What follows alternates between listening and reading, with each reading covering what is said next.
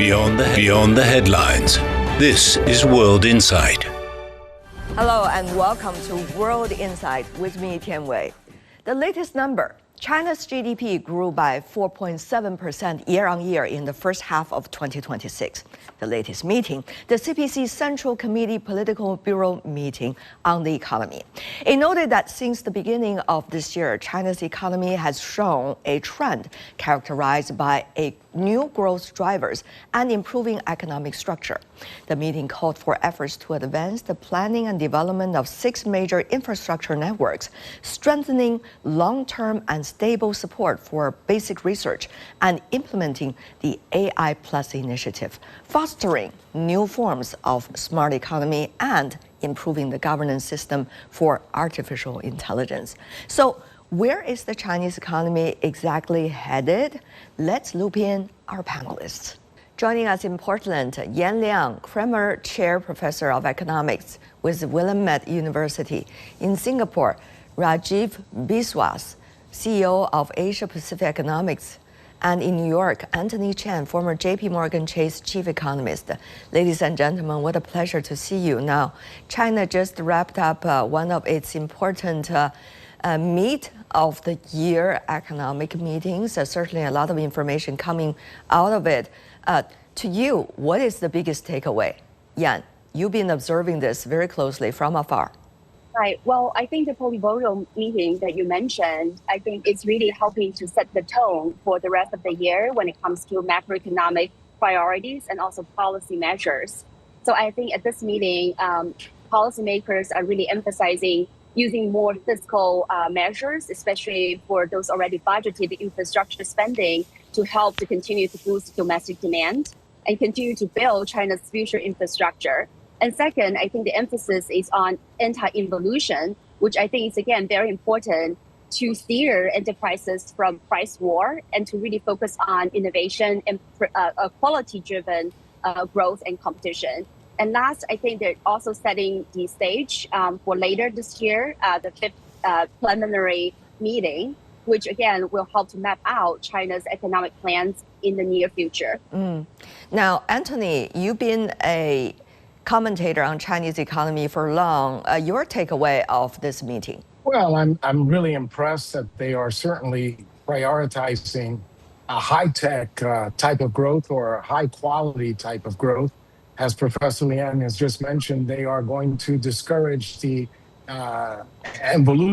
involution where there's just too much competition, no profitability or anything, and focus on the high-quality growth. We don't see that type of behavior in the United States, and so sometimes it's misunderstood, but I think it's certainly headed in the right direction to really focus on this high-quality growth, which is not fully understood in the Western world. What do you mean by fully not understood yet? Well, in the United States, the emphasis is always on stimulating the weak parts of the economy. So if you see consumer spending a little bit sluggish, retail sales in China growing by, say, 2.7% year over year, the emphasis in the United States would be to stimulate consumer spending. In China, it will be to stimulate the high, advanced, quality economic growth that will actually pay off greater dividends in many years to come. Interesting. Now, Rajiv, your thoughts? I think a key focus for China in terms of policy making is the continuation of driving the high technology manufacturing growth, as has already been discussed. But I think one of the great successes that has already happened in the last 5 years and will continue to be at the center of, I think, policy focus is to strengthen the trade links with particularly developing countries. And that's been a huge success already for China in the last 5 years. We've seen a big shift of trade growth away from the developed countries, particularly away from US, towards very rapid export growth to emerging markets. And also trade with the EU has been quite a success story. And as a result of that, what we've seen is quite a strong export performance from China, despite all the trade shocks that we've seen due to the tariffs from the US and also the challenges from the Gulf conflict. Right. Now, there are a lot of things going on at the meeting. Of course, there are also different priorities of topics as we've seen out of the meeting. But there are certainly problems, or at least the challenges, particularly domestic consumption. Yan, this is a topic that nobody can hide away from. What have been the policies, do you think, that can contribute to the growth of domestic consumption, and yet what still needs to be done urgently right now? I think, first of all, we're talking about domestic demand that includes both investment demand and also consumption demand. If we want to zoom in on the consumption side, I think there are some structural factors. So as we know, for example, the social safety net, for example, the propensity for the Chinese to save, to buy houses, to prepare for their children's future, investment in their education, and so on and so forth. So I think that for consumption, the difficulty is when you look at any economic theory, consumption is a lagging variable. Consumption is pretty much dependent on your income, on your future income, on your consumer confidence.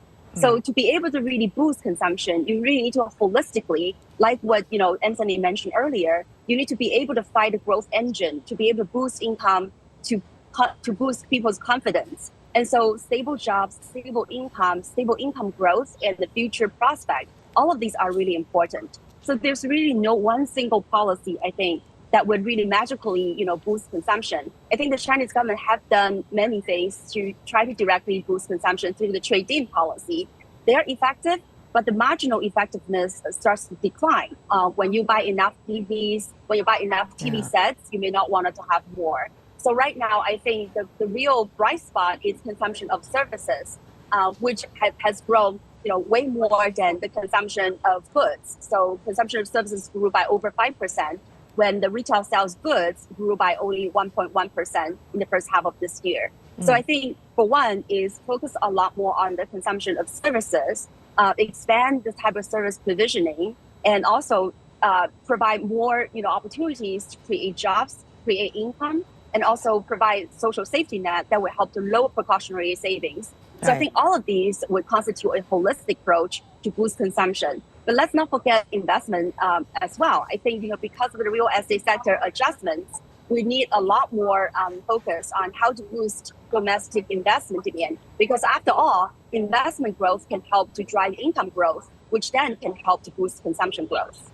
We all are going through this transformation. AI is becoming the leading headlines everywhere. It is not just about technologies, it is really AI everywhere. And as a result, nobody knows exactly where their future jobs will be, what's going to be the nature, and what kind of education is really needed, and what kind of jobs can be created or will be lost. So at this moment, though, China really needs the answers to all of these in order to boost people's confidence in consumption, domestic consumption. Do you see it as a paradox, or do you see actually one seeking answer to one area could help to solve many of the problems we just mentioned? I think this is a challenge facing countries all around the world, and of course China amongst them. But I think the huge backdrop to the AI impact is to also understand China's demographics. China's population is aging, as are many other Northeast Asian countries, and also, for example, in Singapore. And so AI is a double-edged sword. It creates threats to jobs, but it also creates some solutions. I think particularly in the case of China, where the size of the workforce will be declining over the coming decades, the AI, industrial robotics, creates solutions for the aging workforce. And as the workforce declines, you'll get robotics replacing workers, and that's actually helps to boost productivity and will help to keep the Chinese economy growing at a healthy pace. So I think we need to look at it in that light. There's no doubt that AI is creating quite dramatic job losses in many sectors and will continue to do so. But again, this is a shift away from certain types, perhaps of lower end jobs. Right. And the economy also needs to gradually transform towards higher value adding jobs. So I think the high tech economy that China is transitioning to will also create many new opportunities in high technology areas. Now, Anthony, all about tech. I remember there was a report put out by some investment banks about China's economy. On the one hand, it is really positive that China is taking the lead. On the other hand, what about the other question that is still unresolved, and how are they likely to be resolved together with this new trend of all about tech? Your take? Well, my take is that it's going to create opportunities, and that's why China is embarking on a plan that in the manufacturing sector, especially the advanced manufacturing sector, it will be utilizing AI. Approximately 70% of the advanced manufacturing sector by the year 2027. It is in support of what Rajiv has just said, that as the population ages, they're going to have less workers, and AI obviously can boost productivity and sort of correct for the fact that you have fewer workers. If you have a shortage of the labor force, but you don't need as many workers, then really there's not that much of a loss, unless AI takes all the jobs over, but I don't think that's going to happen. Other opportunities for China is to expand its international opportunities. We already know that that international trade is up 16.9%. With AI, you can increase that productivity and therefore have greater capability to have real competitiveness with the products that you produce with higher productivity that AI can actually generate. We have seen already interesting phenomenon that over the past few months since the year began, several categories of products, new technology-related products are becoming ever more popular for China when it comes to trade, such as AI. Usually it is LLM and or also AI-related manufacturing, and the list goes on. Meanwhile, robotics, another place, and also innovative drugs. So these are new, so-called new three, instead of the earlier version of the new three, which might include electronic cars, batteries, and the list. This is wonderful. But once again, Yan, the question is very clear. Will the momentum on the new three, or related, going to solve some of the long-lasting challenges that are existing in China's economy? Well, I think these new three and now the new three, which include, as you mentioned, the AI embodied and bionic robotics, innovative pharmaceuticals, and also advanced medical equipment. I think all these are really revolving around China's high-quality development plan or strategy.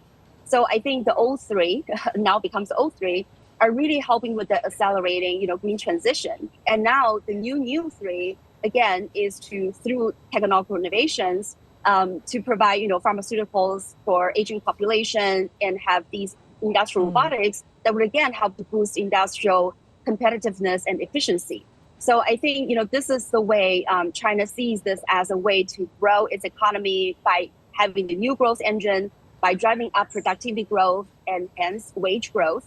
So I think that, again, the idea here is to find a new growth engine. So advanced manufacturing, advanced service sector, those are the growing sector that will help to create jobs, provide income, and help to boost confidence. And that's how consumption can grow. China-US geopolitical and competition going on over there. Earlier in May, the two heads of states already agreed for constructive strategic stability. And now we also understand both sides met, at least have a video conference, both Chinese side, He Lifeng, and the US side, the Treasury Secretary and the trade rep. They talk about how to implement the spirit of the top leaders meeting.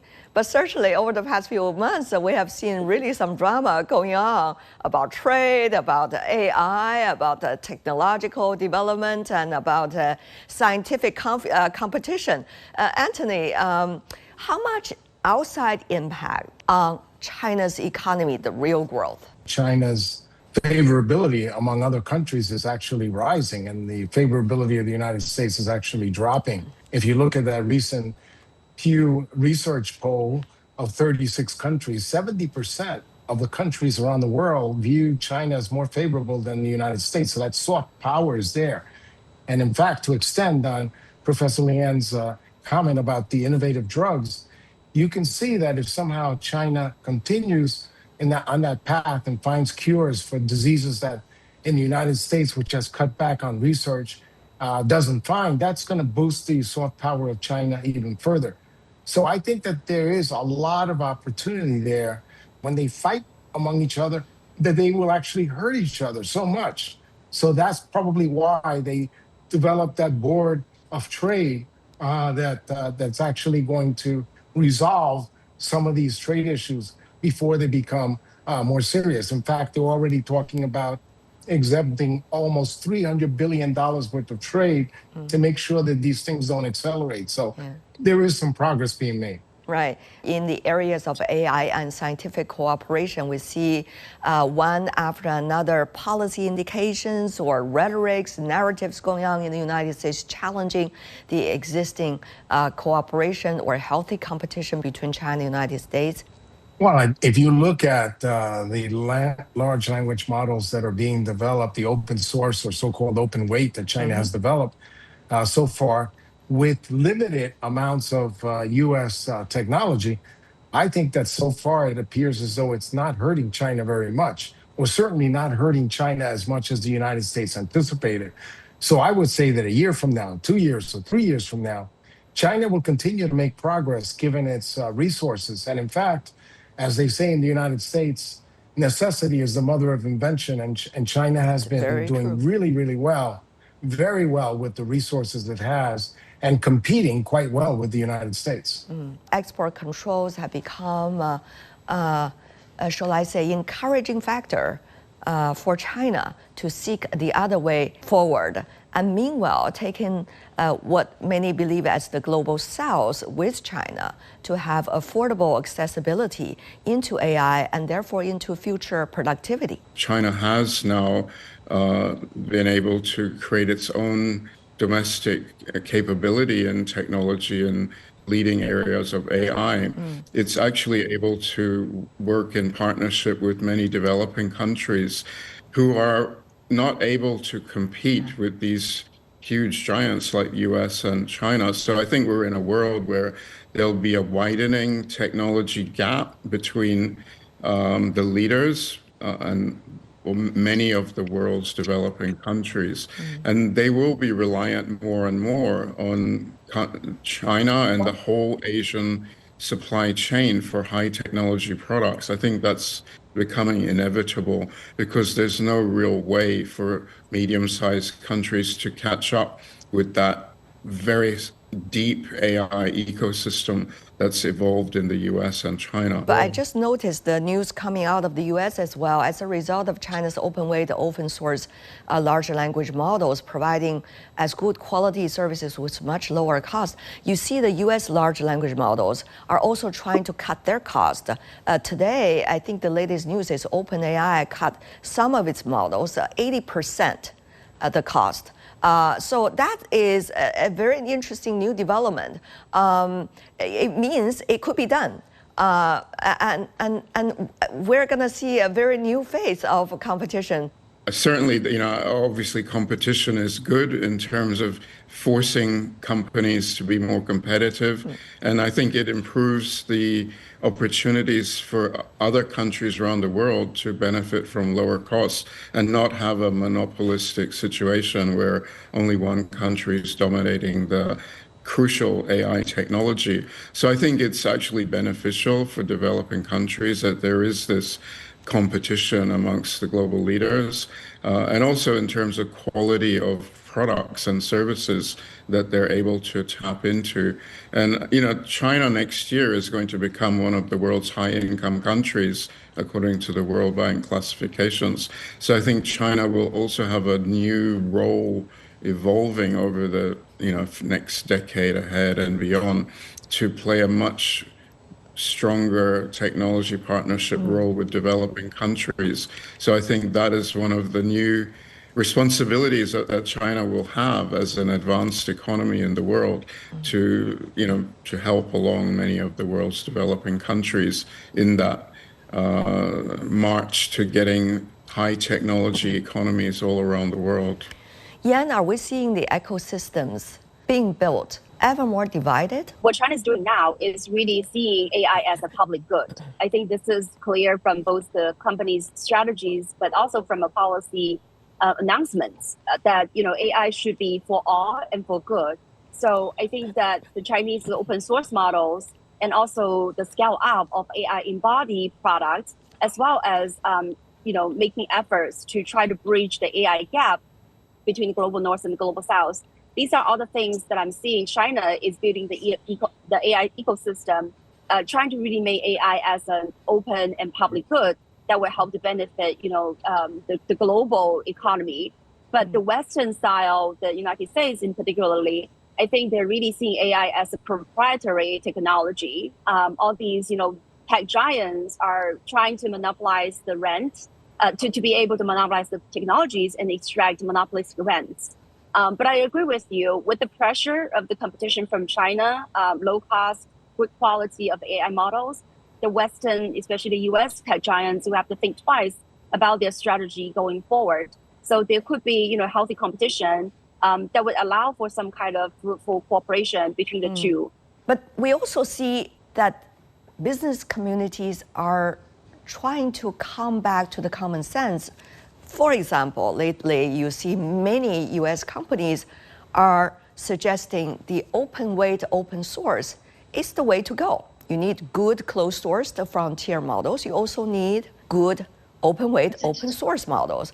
And that has been almost signed on by everyone except probably Anthropic. So what are we seeing right now?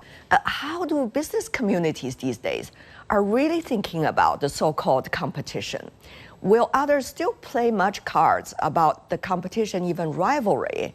Well, it's very interesting. In fact, recently I was a keynote speaker at a business conference, and many of the participants there were telling me that we're very excited with the Chinese models because the price of a token of these Chinese models is a small fraction of what the large US large language models are charging. Exactly. And they would love to use those. And in fact, many already are using them.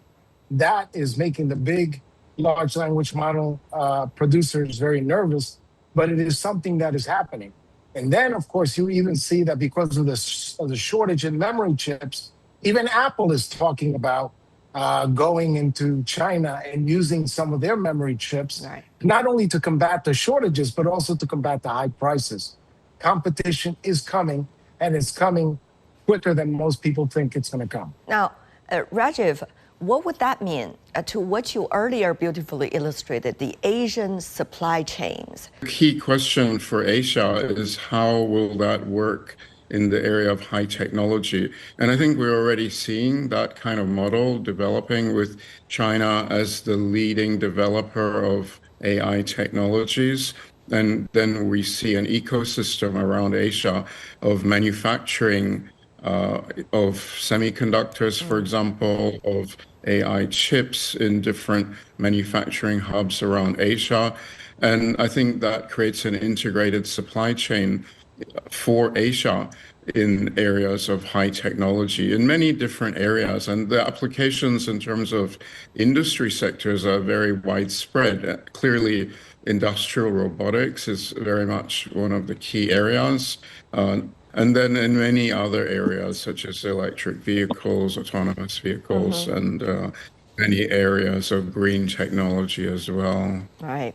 Before we go, one sentence or two to sum up your general opinion about the reality of China's economy, likely the trends where the wind will blow for the rest of the year. Go to you, Rajiv, first. I think China's been very resilient in the first half of this year. Certainly, there's challenges in subsectors, but I think the outlook for the remainder of this year is for continued strength in some key areas, particularly high technology, manufacturing, and also exports, particularly to developing countries. Anthony. I think that right now, with the first half of the year, China growing by 4.7%, they're on track to meet their target of 4.5% to 5%. And the estimates are that China still has about 1.8% in their budgets to potentially stimulate the economy, taking care of things like consumer spending and other things if necessary. But again, the shift towards high quality is happening and is likely to continue, and it will pay off in big dividends for China in the years ahead. Last but certainly not least, the yen. Well, I would summarize China's economy as undergoing structural transformation, industrial upgrading, and the high quality development is proceeding in a solid base. And that is all the time we have for today. If you'd like to know more, search World Insight or check out our YouTube channel. Follow us on X and Facebook. I'm Tian Wei. Thanks for being with me. Have a great weekend. Bye for now.